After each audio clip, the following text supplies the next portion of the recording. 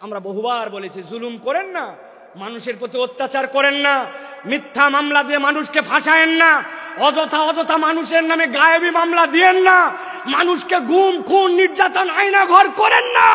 আমরা কোরআন হাদিস দিয়ে শতবার বুঝাইছি, তারা বলছে আমাদেরকে ধরে কে? আল্লাহ বলছেন ইন্না বাতশা রাব্বিকা লাশাদীদ, ধরে না, কিন্তু আল্লাহ ধরলে ছাড়ে না। সাবধান করা আমাদের দায়িত্ব। যদি না মানি, আল্লাহ বান্দার সাথে কি করবেন এটা আল্লাহর ফয়সালা, ঠিক কি না? চোখের সামনে সব প্রমাণ, আপনি তারপরে প্রমাণ খুঁজে পান না।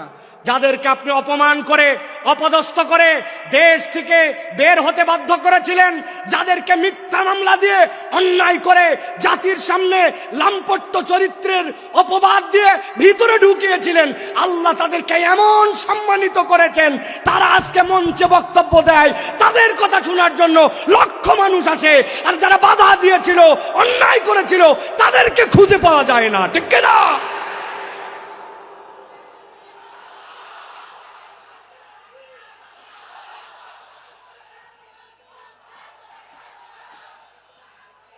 প্রিয় ভাইয়েরা, যুগে যুগে জালিমদের ব্যাপারে আল্লাহ রাব্বুল আলামিন একটা কথা বলেছেন, খবরদার তোমরা এটা মনে করো না আল্লাহ রাব্বুল আলামিন জালেমদের ব্যাপারে গাফেল। আল্লাহ জালেমদের ব্যাপারে গাফেল নন, আল্লাহ রাব্বুল আলামিন খবর রাখেন, কিন্তু আল্লাহ রাব্বুল আলামিন কিভাবে ধরবেন এটা তোমার হিসাবের মধ্যে কুলাবে না।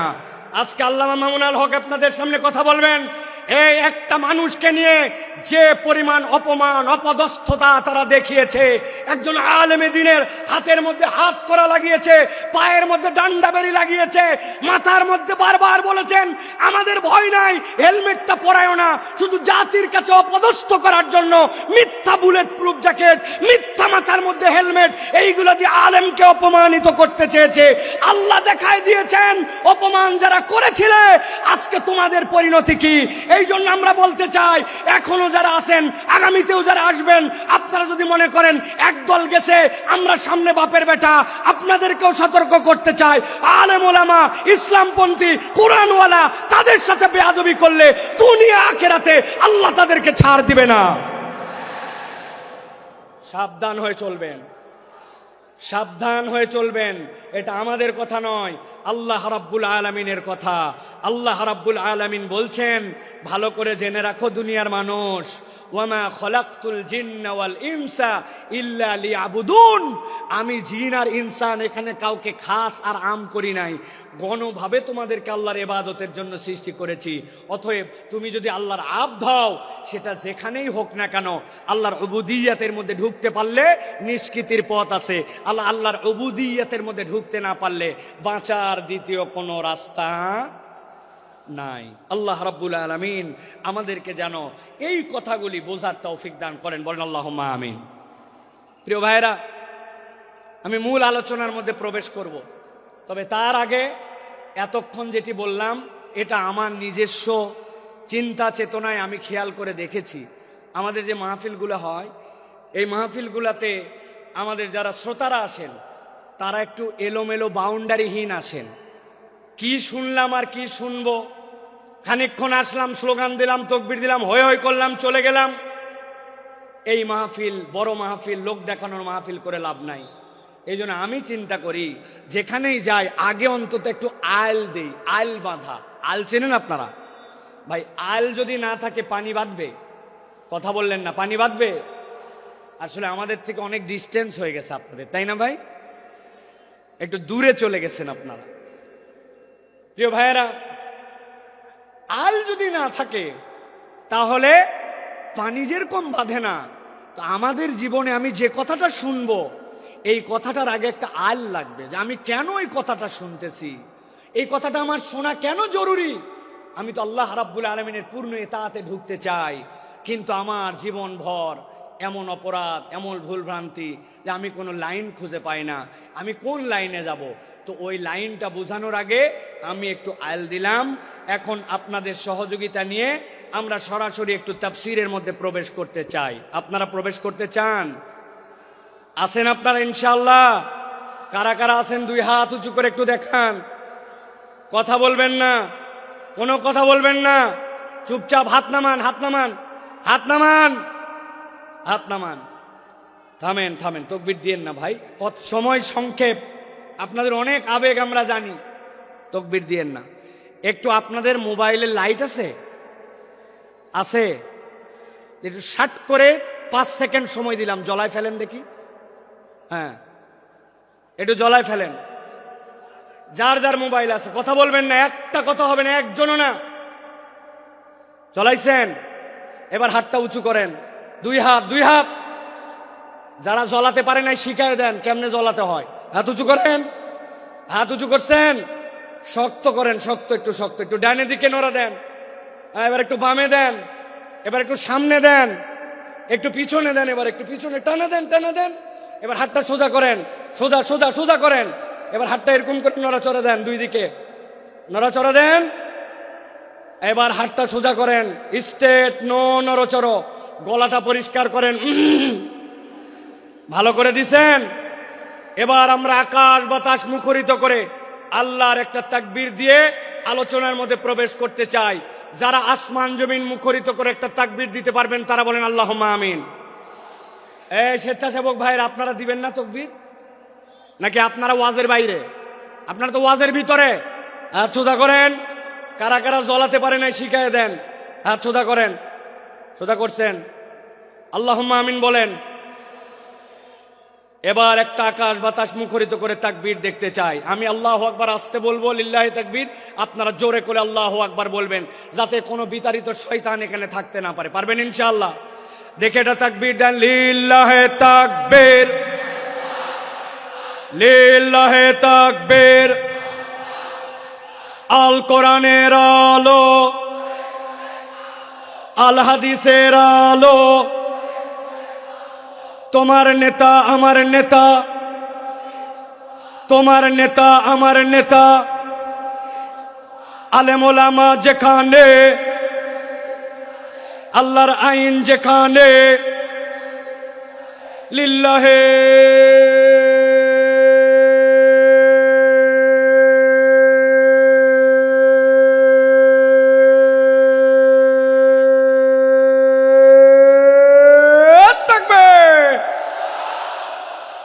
আল্লাহ রাব্বুল আলামিন বলছেন কুরআনুল কারীমের মধ্যে, তাবৎ পৃথিবীর মানুষ কিয়ামত পর্যন্ত যারা আসবে তাদেরকে আল্লাহ রাব্বুল আলামিন জানায় দিচ্ছেন, দুনিয়ার মানুষ, মা আসাবা মিন মুসিবাতিন ইল্লা বিইজনিল্লাহ। দুনিয়াতে তোমাদের যত বালা, যত পরীক্ষা, যত মুসিবত, যত ধরনের দুনিয়াতে তোমাদের সামনে বিপদ আপদ আসুক না কেন, আল্লাহ বলছেন কখনো বান্দা এইটা যেন ভাবে না যে এইটা আল্লাহ রাব্বুল আলামিনের জ্ঞানে বোধহয় নাই, আল্লাহ বোধহয় এ বিষয়ে বেখবর। আল্লাহ বলছেন তোমার জীবনে যত মুসিবত যাই আসুক না কেন, ইল্লা বিইজনিল্লাহ, আল্লাহর হুকুমের বাহিরে, আল্লাহর জ্ঞানের বাহিরে কোনোটি নয়। তাহলে আমাদের জিজ্ঞাসা, বিপদ আমাদের আসলো, মুসিবত আমাদের আসলো, নানান ধরনের কঠিন পরিবেশ পরিস্থিতি আমাদের উপর দিয়ে যায়, আল্লাহকে আমাদেরকে এইগুলা দিয়া পরীক্ষা করে করে মজা পান নাকি রব্বুল আলামিন? না না না, ঈমান এইটা নয়। আল্লাহ বলছেন মুসিবত তোমাদের যেরকমই হোক না কেন, আমি আল্লাহ তোমাদের জন্য জানাচ্ছি, ওয়া মান ইউমিন বিল্লাহ ইয়াহদি কলবাহু, কেউ যদি একবার তার রব হিসাবে আল্লাহ রাব্বুল আলামিনের প্রতি ঈমান আনতে পারে, আল্লাহর প্রতি বিশ্বাস করতে পারে, আল্লাহকে রব হিসাবে মেনে নিতে পারে, আর অন্তর থেকে এইটার রিফ্লেকশন যদি তার চলে আসে, আল্লাহ বলছেন ইয়াহদি কলবাহু, আল্লাহ ওই বান্দার জন্য হেদায়েতের ব্যবস্থা করে দেন। কোরআনুল কারীম যে বলল আপনাকে ইয়াহদি কলবাহু, তাফসীরের ভিতরে এসেছে, তাফসীরে কবীরের ভিতরে, তাফসীর ইবনে আশুরের ভিতরে মুফাসসিরিনে কেরাম ব্যাখ্যা করছেন, একজন ইমানদার ব্যক্তিকে আল্লাহ যে বলেছেন ইয়াহদি কলবা, এইটা বলার উদ্দেশ্য, ওই বান্দার যত বড় বিপদ হোক আর যত বড় মুসিবত হোক না কেন, সে যদি রব হিসাবে আল্লাহকে চিনে ফেলতে পারে, আল্লাহ তার অন্তরের ভিতরে এমন একটা প্রশান্তি ঢুকায় দিবেন, ওই হেদায়েতের প্রশান্তি তাকে কখনো আল্লাহর রাস্তা থেকে বিচ্যুত করবে না। পরীক্ষা যতই আসুক, ওই বান্দার অন্তরটা আল্লাহর উপরে স্টেবল থাকবে। সুবহানাল্লাহ। আল্লাহ রাব্বুল আলামিনের এই কথাটা বোঝার জন্য আমি একটা উদাহরণ দিব, ভালো করে সারা জীবন মনে রাখতে হবে। যে কয়টা উদাহরণ দেব নাম্বার দিয়ে গুনে গুনে মনে রাখতে হবে। এইটা হচ্ছে উদাহরণ নম্বর 1। কয় নম্বর? কথা বলেন, ভালো করে খেয়াল করেন। সুন্দরবনের পাশে এক লোকের বাড়ি, একটা মহল্লা আছে সুন্দরবনের পাশে। ওই মহল্লায় সুন্দরবনের পাশে কিছু মানুষ বসবাস করে। এক ব্যক্তির একটা পুকুর আছে, পুকুরটা ধরেন 2 বিঘার। এই বছর বন্যা উঠেছে, বন্যার কারণে পুকুরের ভিতরে পানি ঢুকছিল। সাধারণত পুকুরের মধ্যে যখন পানি ঢুকে বন্যায় কিছু মাছ ঢোকে, ঠিক কিনা? বেরো হয় কিন্তু কিছু মাছও আসে। ওই লোক চিন্তা করছে, এই বছর আমি পুকুরটাকে একবারে ছেঁচে পরিষ্কার করে সব মাছ ধরে ফেলবো। পুকুরটা ছেঁচবে, কিন্তু পুকুরের মধ্যে কচুরি পানা, দল পানা। যশোরের লোক কি বলেন ভাই? পানা বলেন, পানা, কচুরি পানা অনেক। ওই কচুরি পানার কারণে স্বাভাবিক মাছ ধরা যায় না। সরায় সরায় মাছগুলা ধরছে। ধরার পরে পুকুরের কোনো পানি নাই, কিন্তু ওই যে পলি পড়েছে পুকুরের মধ্যে আর পুকুরের কাদা, ওইগুলা দিয়ে পুকুরে 1-2 হাত পর্যন্ত কাদায় ক্যাতক্যাতা। আর পুকুরের মধ্যে কচুরি পানা। ওই এলাকার একটা লোকের একটা গরু আছে, গরুটা ছেড়ে দেওয়া, সারাদিন খায় দায়, সন্ধ্যাবেলা বাড়িতে ফেরত আসে। ওই গরু কচুরি পানা কিন্তু গরুর পছন্দ। গরু চিন্তা করছে, এত সুন্দর কচুরি পানা এখন যেরকম মাটির সাথে লেগে গেছে, এখন তো খাওয়া যায়। পুকুরের পাড়ে যে কচুরি পানা খেতে শুরু করেছে, 1-2টা করে খায় আর কচুরি পানা খায়, মজা পায়। মজা পেতে পেতে গরুটা আস্তে করে পুকুরের মাছ বরাবর চলে গেছে। যাওয়ার পরে কাদার খেয়াল করে নাই, সামনের 2 পা ভস করে ঢুকে গেছে ভিতরে। যেই না পা ঢুকছে, এখন পিছনের পা উঠানোর জন্য তুলতে যায়। পিছনের পা উঠানোর জন্য যত তুলতে চায়, সামনের পা তত বসে যায়। আবার সামনেরটা তুলতে যায়, পিছনেরটা বসে যায়। ওই গরু গেছে ফান্দে পড়ে, গরু আটকায় গেছে, আর উঠতে পারে না। অনেকক্ষণ হামলা হামলি চিল্লা চিল্লি করছে, কিন্তু বুঝছে চিল্লা চিল্লি করে কোনো কাম নাই। যত নড়ে তত ভিতরে ঢুকে যায়। খানিকক্ষণ পরে গরু চিন্তা করছে, এত টেনশন করার কোনো কারণ নাই। আমার একটা মালিক আছে, সন্ধ্যাবেলা যদি তার বাড়িতে যেয়ে দেখে আমাকে খুঁজে না পায়, নিশ্চয় আমাকে খোঁজার জন্য আসবে। কথা ঠিক। যেই না সন্ধ্যা হয়েছে, মালিক দেখে আমার গরু ফেরত আসে নাই। সাথে সাথে খুঁজতে খুঁজতে যে পুকুরের মধ্যে দেখে আটকায় আছে, বুক পর্যন্ত কাদার মধ্যে। মালিকের মেজাজ খারাপ। দুপুরবেলা থেকে খুঁজতেছি বেটা, বিকালবেলা তুমি পুকুরের মধ্যে খাওয়ার আর জায়গা পাও নাই। হাতের মধ্যে একটা লাঠি ছিল, আস্তে করে যাই আগে কয়েকটা, পেছনে ধাপ ধাপ করে লাগায় দিছে। গরু তো চিৎকার করে উঠছে, কিন্তু গরু কিছু বলতেছে না, কারণ জানে এই মায়ের খাওয়ার যৌক্তিক কারণ আছে। মাঠটার খাওয়ার পর এখন মালিক দড়ি টড়ি নিয়ে এসে গলার মধ্যে লাগাইছে।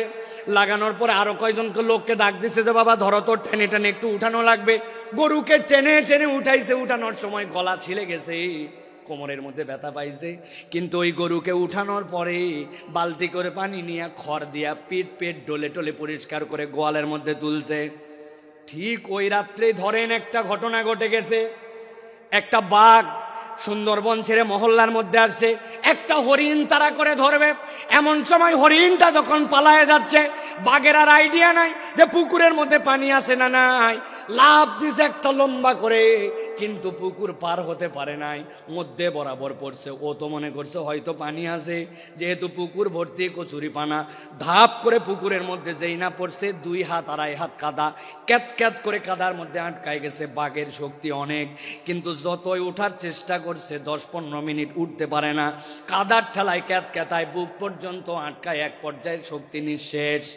বুক পর্যন্ত আটকায় সারা রাত। যখন সে আটকায় গেছে, তখন জোরে জোরে করে 2টা হুঙ্কার ছাড়ছে। এলাকার মানুষ মনে করছে হায় হায়, মহল্লার মধ্যে বাঘ ঢুকে গেছে, দরজা লাগাও, খিল লাগাও, বাচ্চা কাচ্চা সামলাও। যে যার বাচ্চা কাচ্চা সামলায় টামলায় রাত কোন রকম ভয়ে ভয়ে পার করছে, কেউ ঘুমায় নাই। সকাল যখন হয়েছে, 1-2জন সাহসী লোক বেরিয়ে দেখতেছে বাঘের খবর কি। একজন খবর দিছে, আরে বাঘ তো নিজে মারতে আসে নাই, উল্টা ফান্দে পড়ছে। দেখ দেখ পুকুরের মধ্যে বাঘ আটকায় আছে, যার কাছে যা ছিল বাঁশ লাঠি সবগুলা নিয়ে যায় ধামা ধাম মার। একজন ইয়াং ছেলে বলছে, চাচা একটু সাইড দেন। বলে তুই কই যাবি? বলে আমি ছোট মানুষ, কিন্তু বড় হয়ে যেন গল্প করতে পারি, আমি পিটায় বাঘ মারছিলাম, আমাকে একটু মারার চান্স দেন। আরেক মহিলা কোলে করে বাচ্চা নিয়ে আসছে, বাচ্চা নিয়ে আসে বলছে আপনার। বলে আমার ছোট বাচ্চা, কোলের বাচ্চা, কিন্তু হাতে একটা লাঠি আছে বাবা, জীবনে একটা সুযোগ অন্তত দাও যাতে বাঘকে একটুখানি আমি মারতে পারি, বাঘ মারে অন্তত বড় হয়ে বলতে পারবে মায়ের কোলে থেকে বাঘ মারছে। কথা ঠিক না? ভালো করে বোঝেন, জিজ্ঞাসা করব, মুসলমান সারা দেশ থেকে এখানে আসছেন, আপনারা শুধু যশোরের না, জিজ্ঞাসা করে উত্তর দেন, আপনার আমার দৃষ্টিভঙ্গিতে একটা গরু বেশি শক্তিশালী না বাঘ? কথা বললেন না, শুনতে পাই নাই। গরু না বাঘ? বাঘ বেশি শক্তিশালী, কিন্তু গরুর একজন স্থানীয় মালিক থাকার কারণে, একজন তত্ত্বাবধায়ক থাকার কারণে কাদার মধ্যে আটকানোর পরেও সন্ধ্যাবেলা তুলে নিয়ে গেছে, কিছু মায়ের হয়তো খাইছে, কিন্তু বিপদ থেকে উদ্ধার পাইছে। কিন্তু বাঘের স্থানীয় মালিক না থাকার কারণে যতই শক্তি থাক, আটকাইছে তো আটকাইছে, উল্টা বাঁশ জলা খায় মরা লাগছে। ঠিক না? আমার আল্লাহ রাব্বুল আলামিন বলছেন, মা আসাবা মিন মুসিবাতিন ইল্লা বিইذنিল্লাহ ওয়া মান ইউমিন বিল্লাহ ইয়াহদি কলবাহু ওয়াল্লাহু বিকুল্লি শাইইন আলীম। এই দুনিয়ার মানুষ, তুমি ভালো করে জেনে রাখো, বিপদ তোমার যত হোক, মুসিবত তোমার যত হোক, তুমি আল্লাহর প্রতি যদি ঈমান আনার মতো আনতে পারো, তোমার একজন তত্ত্বাবধায়ক আছে, যার মালিক, যার তত্ত্বাবধায়ক আল্লাহ। দুনিয়ার কেউ তাকে দাম না দিলেও ওই লোকের কোনো ভয় পাওয়ার কারণ নাই। আর যদি মনে করেন আমেরিকা আমার তত্ত্বাবধায়ক, কানাডা আমার তত্ত্বাবধায়ক, পাশের দেশ আমার তত্ত্বাবধায়ক, তাহলে আমি আপনার কাছে একটা কথা পরিষ্কার করে জানতে চাই এবং বুঝাতে চাই। বুঝে থাকলে বলবেন তো ভাই, আমেরিকা কি আল্লাহর দুনিয়ার ভেতরে না বাইরে? কানাডা কি আল্লাহর দুনিয়ার বাইরে না ভেতরে? পাশের দেশটা কি আল্লাহর দুনিয়ার ভেতরে না বাইরে? তাহলে আপনি বাংলাদেশ থেকে টপকায়া দেশের বাইরে যায় কেমনে ভাবতেছেন আল্লাহর দুনিয়ার বাইরে? ধরে না, ধরে না, ধরে না, ধরলে আল্লাহ ছাড়ে না। কেবল তো খেলা শুরু, ঠিক কি না? আপনারা ফুটবল খেলছেন না? ফুটবল খেলা কেমনে হয় দেখছেন আপনারা? সেন্টার থেকে খেলা শুরু। কোথা থেকে? সেন্টার থেকে খেলা শুরু হয়, এই পা ওই পা, এই পা ওই পা করতে করতে আস্তে করে বল যখন ডি বক্সের মধ্যে যায়, তারপরে চূড়ান্ত শট করে গোল দেওয়া হয়, ঠিক না? যারা তওবা না করে আল্লাহর কাছে ফেরত আসবে না, আর মনে করবে যে আমি অল্প একটু আয়ত্তের বাহিরে চলে গেলাম, গ্রেপ্তারের বাহিরে চলে গেলাম, দেশের বাহিরে চলে গেলাম আর বেঁচে গেলাম, আপনি আসলে বাঁচেন নাই। এখন পর্যন্ত আসল ধরাটাই খান না। ভালো করে কথা বোঝেন, ঠান্ডা মাথায় কথাগুলো বোঝেন। সময় বড় সংক্ষেপ, কিন্তু কথাগুলো অত্যন্ত আপনাদের হৃদয়ের মধ্যে নিয়ে যাওয়ার। এখন কথা হলো বিপদ আল্লাহ রাব্বুল আমিনের নলেজের মধ্যে। আল্লাহ রাব্বুল আমিন ইমানদারকে উদ্ধারও করে দিতে চান। আল্লাহ রাব্বুল আমিন ওই বান্দার সকল বিষয় খবর রাখেন। এ বিষয় কি আমরা একমত? ঠিক আছে। এবার আল্লাহ বলছেন, আমার বান্দা, তোমাকে আমি বিপদ থেকে বাঁচায় দিতে চাই, তোমাকে আমি উদ্ধার করে দিতে চাই। আমি রব্বুল আমিন তোমাকে কল্যাণের রাস্তা দেখাতে চাই। কিন্তু রব্বুল আমিন বলছেন, আমি বান্দাকে যখন বাঁচাতে চাই, আমি রব্বুল আলামিনের একটা তরিকা আছে। উদাহরণ নম্বর 2। কয় নম্বর? কথা বললেন না ইয়াংরা? কয় নম্বর? ওই যে ডান পাশে তাকান, ডান পাশে 3তলা 4তলা বিল্ডিং দেখা যায়, দেখতে পাচ্ছেন? ওই দেখেন 4তলার মধ্যে আলো জ্বলে, 4তলার মধ্যে জানলা খোলা, ফ্যানটা ঘুরতেছে। এখন আপনাকে যদি কেউ বলে চারতলার মধ্যে যেহেতু আলো জ্বলতেছে, চারতলার মধ্যে ফ্যান চলতেছে, তাহলে আপনার স্বাভাবিকভাবে বিবেচনায় কি আসবে? এই বিল্ডিং এর চারতলায় মানুষ থাকে না থাকে না? মানুষ থাকে, কিন্তু আপনার এলাকার এক ছেলে বলতেছে যতই মানুষ থাক, যাই থাক না কেন, আমি শিওর এইটাতে ওঠার জন্য কোনো সিঁড়ি নাই, এইটাতে ওঠার জন্য কোনো লিফট নাই, এইটাতে ওঠার জন্য কোনো মই নাই, যতই মানুষ থাক। এই কথা যদি বলে কেউ আপনার এলাকায়, ওই ছেলেকে, ওই লোককে কি বলবেন? কেন? ওই লোকের পাগল। তো পাগল বলবেন কেন? বলবেন স্ক্রু ঢিল, ঠিক কিনা? আন্দাজি হুজুর যা বলে তার সাথে হো বলেন না। মানুষের স্ক্রু থাকে নাকি? বলে হুজুর ওই পাগল আর স্ক্রু ঢিল এইটা আক্ষরিক অর্থে নয়, এইটা রূপক অর্থে। ওই লোকটার ব্রেনে অসুবিধা আছে, তাছাড়া চারতলায় মানুষ থাকে আর সিঁড়িও নাই, লিফটও নাই, এইটা হতে পারে না, ঠিক কিনা? আমার আল্লাহ রাব্বুল আলামিন বলছেন বিপদ আছে, বালা মুসিবত আছে, সব আছে, কিন্তু আমি রব্বুল আমিন তোমাকে উদ্ধার করতে চাই। গভীর মনোযোগ দেন। আল্লাহ সিঁড়ি বর্ণনা করতেছেন, এবার কিভাবে তুমি উদ্ধার পাবে। আল্লাহ বলছেন ওয়াতিউল্লাহ ওয়াতিউর রাসূল ফাইন তাওয়াল্লাইতুম ফাইন্নামা আলা রাসূলিনাল বালাগুল মুবিন। আমার রব্বুল আমিন বলছেন বান্দা, তোমাকে আমি বিপদ দিয়েছি শেষ করে দেওয়ার জন্য নয়, ধ্বংস করে দেওয়ার জন্য নয়। দুনিয়ার কোনো মানুষকে আমি জাহান্নামে দেওয়ার জন্য সৃষ্টি করি নাই। আমি আল্লাহ তোমাকে সিঁড়িটা বলে দিতে চাই। আল্লাহ বলছেন 1 নম্বর সিঁড়ি ওয়াতিউল্লাহ। 1 নম্বরে আল্লাহ রাব্বুল আলামিনের পূর্ণ ইতাআত করা লাগবে। আমি আপনাদের কাছে জিজ্ঞাসা করতে চাই, অত জোরে না বললেও সমস্যা নাই, কিন্তু বুঝে সুঝে বলবেন। আল্লাহ রাব্বুল আলামিনের যে ইতাআত করা লাগবে, এ বিষয়ে কি আমাদের কোনো সন্দেহ আছে? কিন্তু আমরা কি আল্লাহ রাব্বুল আলামিনের পূর্ণ ইতাআত করি? আমরা পূর্ণ ইতাআত করি না। এই মাহফিল এরকম নয় আমি খালি একচেটিয়া বলে যাব আর আপনি খালি শুনে যাবেন আর হো হো করে যাবেন। আমি আপনার চিন্তার খোরাক দিতে চাই। একটুখানি ঠান্ডা মাথায় এবার চিন্তা ভাবনা করেন তো। আমি 5-7 সেকেন্ড আপনাকে সময় দিব। আমি আল্লাহর ইতাআত করতে হবে জানি, কিন্তু পূর্ণ ইতাআত করি না। বলেন তো আমাদের পূর্ণ ইতাআত না করার পেছনের কারণ কি হতে পারে? ভাবেন, চিন্তা করেন। আপনি একটু 5-7 সেকেন্ড মনে মনে একটা কিছু চিন্তা করেন। আপনাদের এক একজনের এক এক ধরনের প্রশ্ন, আপনাদের চিন্তার উদয় হয়েছে কিনা ভাই? আমি আপনার কাছে একটা সামারি করি, দেখেন তো আমার চিন্তার সাথে আপনার চিন্তার সাথে সমন্বয় হয় কিনা। আল্লাহর ইতাআত করতে হবে, কিন্তু পূর্ণ ইতাআত করি না। আমি আমার ক্ষুদ্র দৃষ্টিভঙ্গিতে দেখেছি এর অন্যতম কারণ হচ্ছে আমরা আল্লাহ রাব্বুল আলামিন যে আমাদের জন্য রাজ্জাক আর রব, আল্লাহর রাজ্জাক আর রুবুবিয়্যাতের মূল পরিচয় আমরা ওয়াকিফাল নয়, ঠিক কিনা? আপনি বলবেন হুজুর আমি আমার রাজ্জাক রবকে চিনি। কেমনে চিনেন? আমার বাড়িতে খাবার অভাব নাই, আমার বাড়িতে বাজার হাট নিয়ে চিন্তা নাই। আল্লাহ আমাকে আলহামদুলিল্লাহ যথেষ্ট খাবার, যথেষ্ট আমার বাজার, যথেষ্ট চাল ডাল আমাকে দিয়েছে।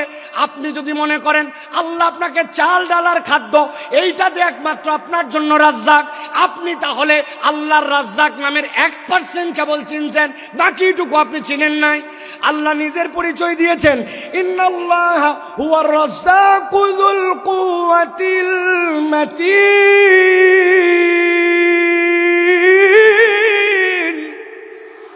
আল্লাহ বলছেন বান্দা জেনে রাখো আমি তোমার এমন রব যুল কুওয়াতিল মাতিন, যেই রবের রাজ্জাকের ব্যাপারে তুমি বান্দা বেখবর। আমি আপনার কাছে একটু বুঝাতে চাই যে রাজ্জাকের, আল্লাহর এই রাজ্জাকের বোধ আমার মধ্যে আসলে আমি কিভাবে আল্লাহকে মেনে নিতাম। একটু ঠান্ডা মাথায় আপনাদের কাছে জিজ্ঞাসা করব, আপনারা বুঝে সুঝে উত্তর দিবেন। আপনাদের বাড়িতে বাথরুমে আপনারা স্যান্ডেল ব্যবহার করেন? কথা বলেন। বাথরুমের টয়লেটে স্যান্ডেল ব্যবহার করেন? আমরা তো অন্তত বাঙালিরা আলহামদুলিল্লাহ দিকে আগায়া পার্শ্ববর্তী দেশের কথা বাদ দিলাম, ওরা এখন পর্যন্ত তো খালি টয়লেটে বাথরুম করুন বাথরুম করুন এই বিজ্ঞাপনই শেষ করতে পারে নাই, ওরা এখনো তো সভ্যই হতে পারে নাই। কিসের আন্দাজি ফাপড় দালালি করো, তোমরা এখনো জায়গা মতো বাথরুম করতে শিখো নাই। মুখ ঢাকায় বসে থাকে, পিছনে সবাই দেখে, মনে করে আমি দেখতেছি না মানে কেউ দেখতেছে না। ভালো করে বোঝেন, আপনার আমার টয়লেটের মধ্যে বাথরুমের মধ্যে স্যান্ডেল আছে, আছে না? বলবেন হুজুর বাথরুমের টয়লেটের স্যান্ডেলের সাথে আবার রাজ্জাক কেমনে বুঝলেন? ভালো করে খেয়াল করেন, আপনাকে বলছে আপনার স্ত্রী, আপনার মা, বাবারে তোর আব্বা বাথরুমে গেছিল, পা পিছলায় গেছে। কেন পা পিছলালো মা? জুতার তলাটা ক্ষয়ে গেছে রে বাপ, নতুন একটা স্পঞ্জ স্যান্ডেল নিয়ে আসিস তো, কেননা জুতা দেখতেছি নিচে পিছলা হয়ে গেছে। আপনার আমার এরকম হয় কি না? আপনার আমার জুতার তলা পিছলা হয়। কতটুকু আপনি বাথরুমে স্যান্ডেল ব্যবহার করেন একবার খেয়াল করে দেখেন। ঢুকলেন একটু, পড়লেন একটু, বেরোলেন, কিন্তু ওই জুতার তলা খোয়ায় যায়, 6 মাস টিকে না।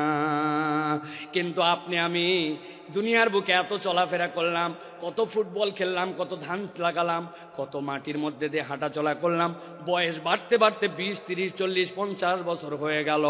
আপনি একবার ভাবলেন না আপনার পায়ের তলার জুতার তলা ক্ষয়ে যায়, কিন্তু আপনার পাও তো ক্ষয়ে যেতে পারত।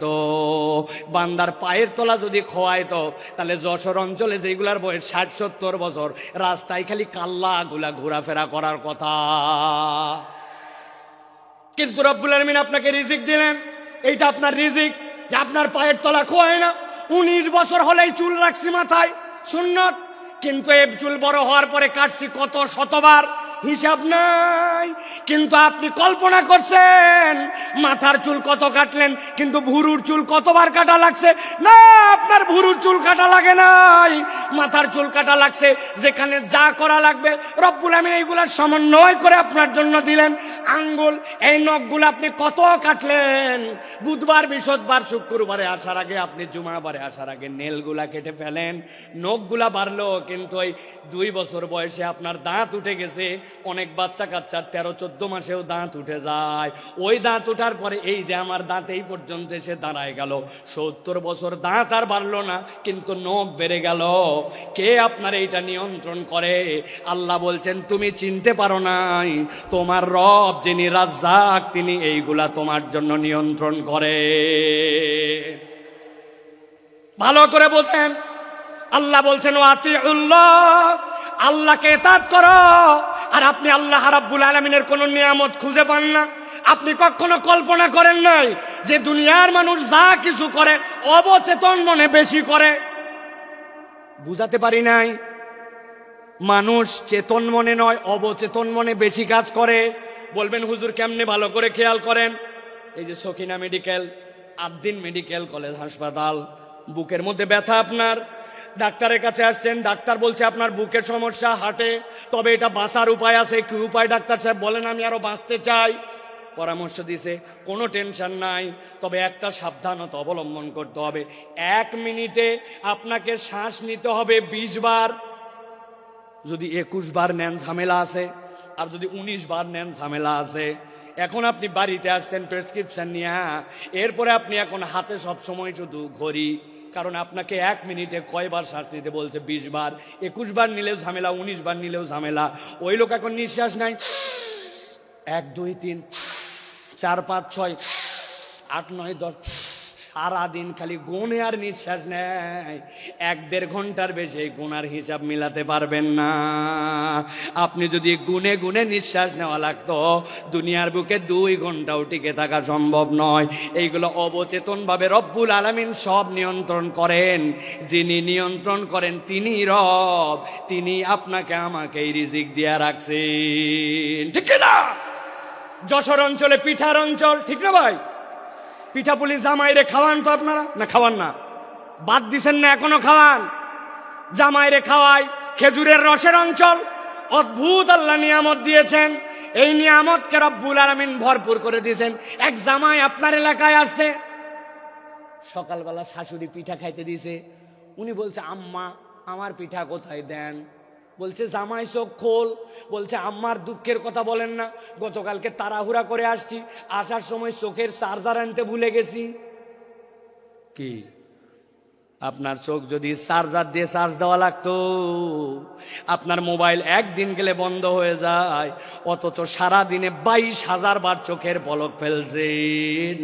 একটা পলকের ডিউরেশন সর্বোচ্চটা 24 সেকেন্ড হতে পারে, যেটাকে পলক হিসাবে কাউন্ট করা হয় সময়ের ক্ষেত্রে। কিন্তু আপনি 22,000 বার চোখের পলক ফেলেছেন, কোনোদিন হিসাব করেন নাই যিনি এইটা অকৃত্রিমভাবে খরায় যাচ্ছেন তিনি আপনার আমার রব রাজ্জাক। সুবহানাল্লাহ বলেন। 4টা জিনিস জিজ্ঞাসা করব, উত্তর দিতে হবে আপনাদেরকে। রেডি আছেন সবাই? রেডি? বলেন তো ভাই, ঝালের স্বাদ কেমন? ঝাল ঝাল। কাঁচা মরিচের স্বাদ কেমন? লবণ। বললেন না? রসগোল্লা, করল্লা।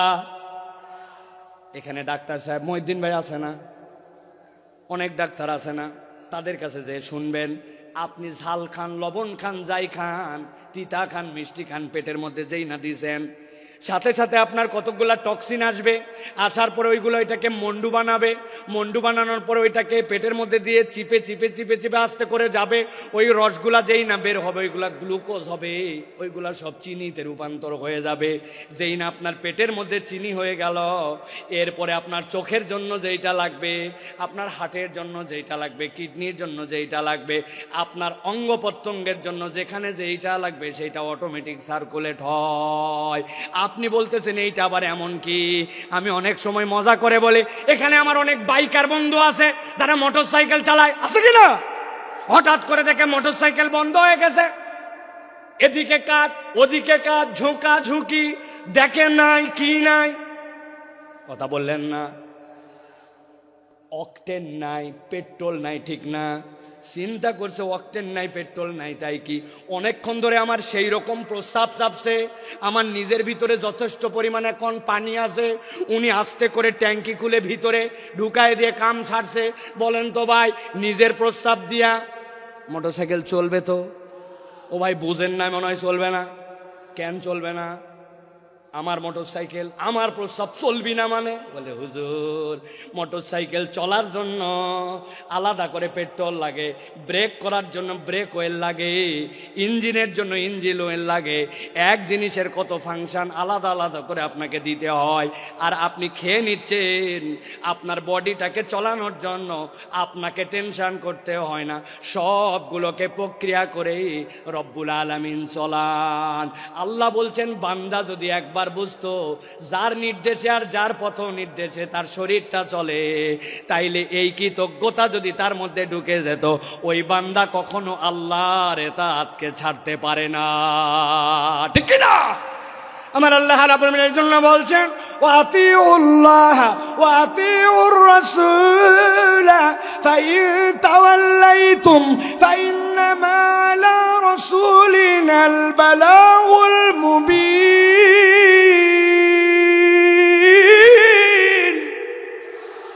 এই দুনিয়ার মানুষ, তোমাকে আমি ধ্বংস করে দেওয়ার জন্য সৃষ্টি করি নাই, আমি তোমাকে নিষ্কৃতি দেওয়ার জন্য সৃষ্টি করেছি। তবে আমি তোমার জন্য সিঁড়ি বলে দিচ্ছি। 1 নম্বর সিঁড়ি হচ্ছে আতিউল্লাহ, আল্লাহর ইতাআত তোমার জীবনে লাগবে। আর আল্লাহর অনুসরণ করার পরে আল্লাহর অনুসরণটা আমার নবীর তরিকায় হওয়া লাগবে। তোমার জীবনে যদি আল্লাহর নবী ঢুকে যায় আর আল্লাহর ইতাআত পূর্ণাঙ্গ হয়ে যায়, আল্লাহ বলছেন ইয়াহদি কলবাহু, ওই বান্দার যত বড় মুসিবতই হোক না কেন, তার জন্য হেদায়েতের পথ দেখানো রব্বুল আলামিনের কাজ। সুবহানাল্লাহ। আল্লাহ সাথে সাথে এটাও বলছেন, তোমাদের মধ্যে কতগুলা গাদ্দার আছে, পণ্ডিত আছে, শুনলাম না আল্লাহর কথা, না শুনলে কি হবে? আছে না? আল্লাহ বলছেন কিছুই হবে না। ফাইন তাওয়াল্লাইতুম ফাইন্নামা আলা রাসূলিনাল বালাগুল মুবিন।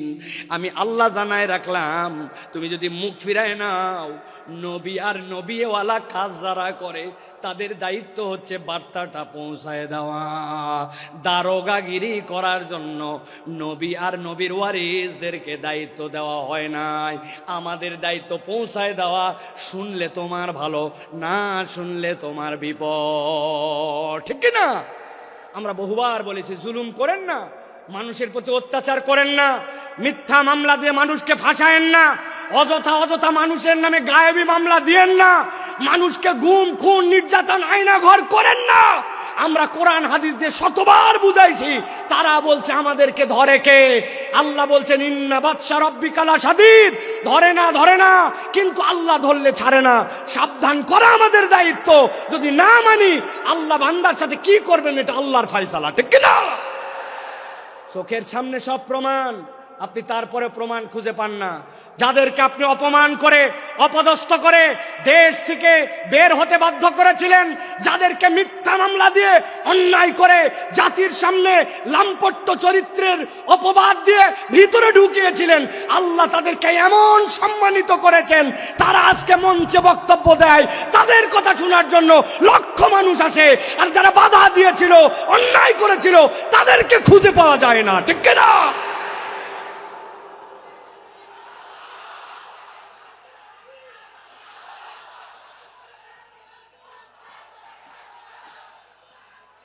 প্রিয় ভাইয়েরা, যুগে যুগে জালিমদের ব্যাপারে আল্লাহ রাব্বুল আলামিন একটা কথা বলেছেন, খবরদার তোমরা এটা মনে করো না আল্লাহ রাব্বুল আলামিন জালেমদের ব্যাপারে গাফেল।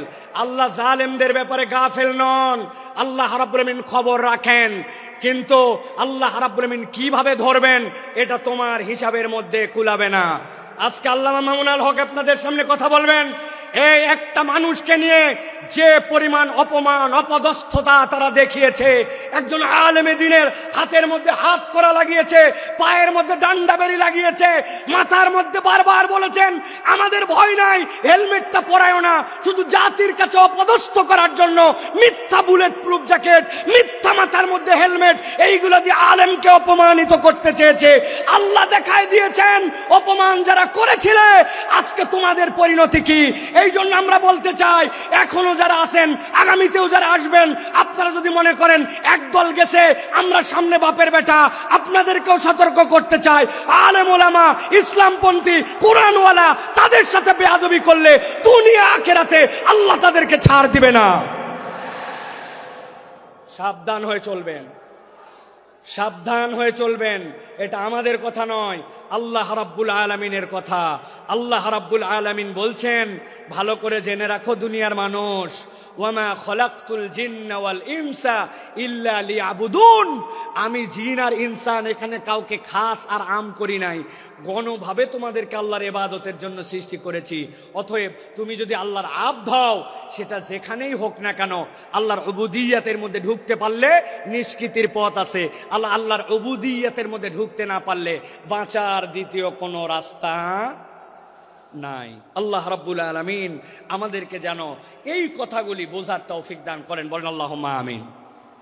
প্রিয় ভাইয়েরা, আমি মূল আলোচনার মধ্যে প্রবেশ করব, তবে তার আগে এতক্ষণ যেটি বললাম এটা আমার নিজস্ব চিন্তা চেতনায় আমি খেয়াল করে দেখেছি।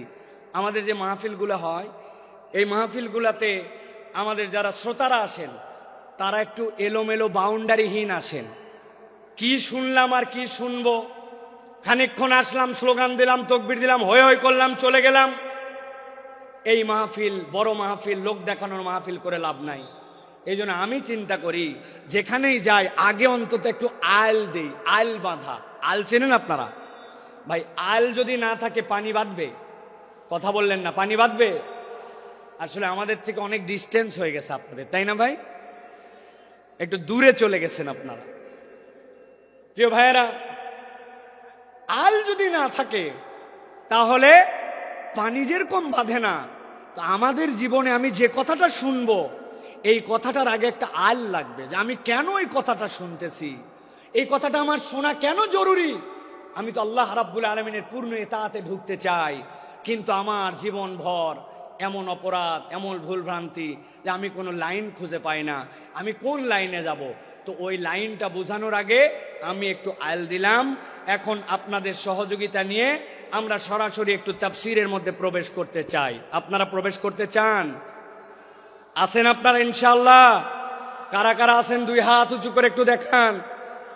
কথা বলবেন না, কোনো কথা বলবেন না, চুপচাপ হাত নামান, হাত নামান, হাত নামান, হাত নামান। থামেন থামেন, তাকবীর দিয়েন না ভাই, কত সময় সংক্ষেপ, আপনাদের অনেক আবেগ আমরা জানি, তাকবীর দিয়েন না। একটু আপনাদের মোবাইলের লাইট আছে? আছে? একটু শাট করে 5 সেকেন্ড সময় দিলাম, জ্বলায় ফেলেন দেখি। হ্যাঁ, একটু জ্বলায় ফেলেন।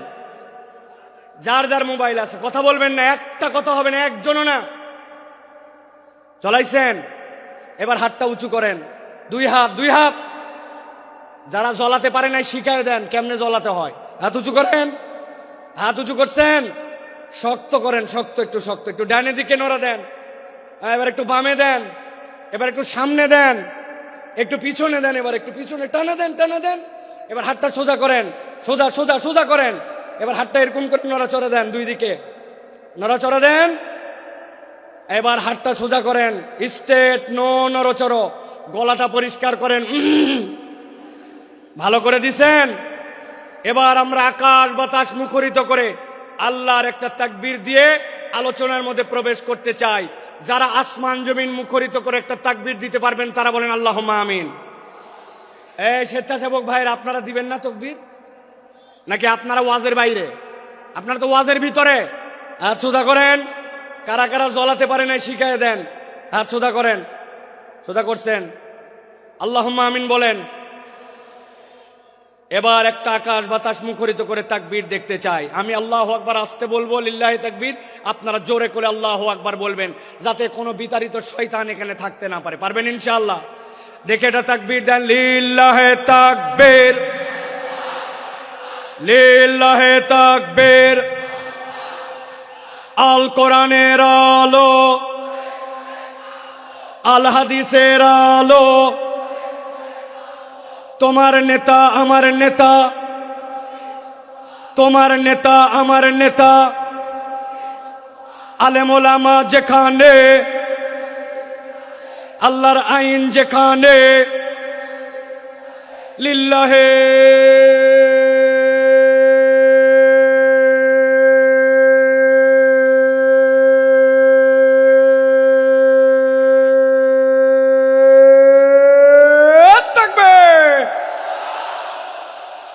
আলহামদুলিল্লাহ। হাত নামান, চুপ করে বসে যান, একটার কোনো কথা হবে না। এখন আমরা বিতাড়িত শয়তান থেকে আশ্রয় প্রার্থনা করে সরাসরি কোরআনুল কারীমের মধ্যে প্রবেশ করব। দাঁড়ায় বসে মহিলা প্যান্ডেলে, ছেলেদের প্যান্ডেলে, স্টেজে, এলইডি মনিটরের সামনে, ভিতরে বাহিরে, দেশে বিদেশে, কাছে দূরে, বাংলাদেশে লাইভে, নন লাইভে, যে যেখান থেকে দেখতেছেন সকলে একসাথে সমস্বরে আমার সাথে পড়েন, আউযু বিল্লাহি মিনাশ শাইতানির রাজীম, বিসমিল্লাহির রাহমানির রাহিম, ইন্নাল মুত্তাকিনা ফি জান্নাতি ওয়া উয়ুন, উদখুলুহা বিসালামিন আমিনিন। আমার আল্লাহ রাব্বুল আলামিন কিয়ামত পর্যন্ত আগত মানুষের কাছে বার্তা পৌঁছায় দিচ্ছেন। আল্লাহ রাব্বুল আলামিন বলছেন, ইন্নাল মুত্তাকিনা ফি জান্নাতি ওয়া উয়ুন, নিশ্চয় আমি রব তোমাদেরকে জানায় রাখলাম, যারা মুত্তাকি হবে, আল্লাহর কাছে যারা মুত্তাকি হিসাবে একবার বিবেচিত হয়ে যাবে, আমি রব তাদেরকে বলছি, ফি জান্নাতি ওয়া উয়ুন, তারা উদ্যান এবং নহরমালা, ঝর্ণামালার মধ্যে তারা থাকবে। জিজ্ঞাসা হচ্ছে আল্লাহ রাব্বুল আলামিন এখানে মুত্তাকি দ্বারা কি বুঝান? মুত্তাকির অনেক সংজ্ঞা আছে, আমি কেবলমাত্র ছোট্ট 2টা জিনিস আপনাকে সারা জীবনের জন্য মাথার মধ্যে ঢুকাই দিতে চাই। মুত্তাকি মানে কনসেপ্টের মধ্যে পরিষ্কার রাখবেন, মুত্তাকি হচ্ছে সে আল্লাহ আমাকে যা যা নিষেধ করেছেন, আল্লাহর নিষেধাজ্ঞা থেকে যখন আমি বেঁচে থাকি, আল্লাহ যা আমাকে করতে মানা করেছেন সেইটার ধারে কাছে যখন আমি যাই না, সেই পথ যখন মারাই না, বান্দা যখন এই কাজ করতে শুরু করে, আল্লাহর কাছে সে তখন মুত্তাকি হিসাবে বিবেচিত হয়। সুবহানাল্লাহ বলেন। হযরত ওমর ফারুক রাদিয়াল্লাহু তাআলা আনহু, তার কাছে সে জিজ্ঞাসা করছে খলিফাতুল মুসলিমিন, তাকওয়ার পথটা কি, মুত্তাকি কাকে বলে? ছোট্ট কথায় হযরত ওমর ফারুক বলেছেন, তুমি কি কখনো এমন গিরিপথ দিয়ে চলেছো, পাহাড়ের মাঝ দিয়ে এক পাহাড় তার এক পাহাড় যাওয়া লাগবে, আবার ওই পথটার মধ্যে অনেক কাঁটার গাছ আছে? চলেছি। ওই রাস্তায় তুমি কেমনে চলেছো আমাকে একটু দেখাও। সাহাবী ডেমনস্ট্রেশন করে দেখাচ্ছেন, খলিফাতুল মুসলিমিন আমিরুল মুমিনিন। যখন দেখেছি পাহাড়টা নিচু, আমার মাথা বেঁধে যাবে, মাথাটা নিচু দিছি। আবার যখন দেখছি উঠা লাগবে উঠছি, ডান দিকে ফিরা লাগবে ডানে ফিরছি, বাম দিকে কাত হওয়া লাগবে ফিরছি। আর আমার গায়ের মধ্যে যে কাপড়টা ছিল ওইটা যেন কোনো কাঁটার গাছের মধ্যে আটকায় না যায়, ওই জন্য কাঁটার গাছের মধ্যে আটকানোর থেকে বাঁচার জন্য কাপড়গুলা জড়ো করে করে আমি চলাফেরা করছি। হযরত ওমর ফারুক বলছেন, তুমি তো তাকওয়া বুঝেই ফেলছো। তাকওয়ার পথ তো এইটাই, হালাল হারামের সংমিশ্রণ আছে, আল্লাহর নিষেধাজ্ঞা আছে, অনেক কঠিন, কিন্তু তোমাকে যে তো বেরিয়ে যেতে হবে, তুমি বিবেচনা করে করে যখন চলো, এইটাই তোমার জন্য তাকওয়ার পথ। আল্লাহ বলছেন ওই তাকওয়ার পথে চলে যারা মুত্তাকি হবে, ইন্নাল মুত্তাকিনা ফি জান্নাতিন ওয়া উয়ুন, আমি রব্বুল আমিন তাদের জন্য জান্নাত আর তাদের জন্য ঝর্ণা রেখেছি। আল্লাহ ডাক দিয়ে বলবেন, উদখুলুহা বিসালামিন আমিনিন, ওর মধ্যে তোমরা নিরাপত্তার সাথে প্রবেশ করো। আল্লাহ মূলত বুঝাতে চান, আমার বান্দা যে একবার হবে, আমার এতাতকারী যে হবে, আমি তাকে জাহান্নামের জন্য সৃষ্টি করি নাই, আমি তাকে জান্নাত দিতে চাই। সুবহানাল্লাহ।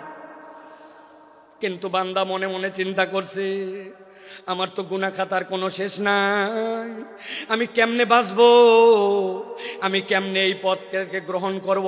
আল্লাহ রাব্বুল আমিন বলছেন, বান্দা তুই ভয় পাস না, আমি তোর জন্য ঘোষণা করতেছি।